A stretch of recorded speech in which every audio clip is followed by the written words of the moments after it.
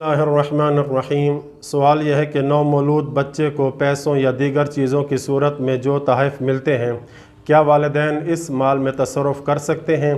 तो जवाब में आयतुल्लाह सिस्तानी फरमाते हैं, अगर वो तोहफ़े बच्चे की मिल्कियत हैं तो माँ के लिए जायज़ नहीं है कि इसमें तसर्रुफ़ करे और उन्हें अपने या दीगर बच्चों के इस्तेमाल में लाए, बल्कि माँ ख़ुद उस बच्चे के लिए भी इसके हदिये के पैसों से कपड़े नहीं ख़रीद सकती। लेकिन बाप चूँकि बच्चे का शरई वली है, वो बच्चे की मसलहत के लिए उस बच्चे पर वो अमवाल ख़र्च कर सकता है, लेकिन बाप अपने ऊपर भी ख़र्च नहीं कर सकता। अलबत्ता बाप के लिए ये जायज़ है कि बच्चे के अमवाल को बतौर कर्ज़ ले और बाद में बच्चे को वापस करे, या बच्चे के जितने पैसे ख़र्च किए हैं उन्हें थोड़ा थोड़ा करके बच्चे पर ख़र्च करे। वसल्लल्लाहु अला मुहम्मद।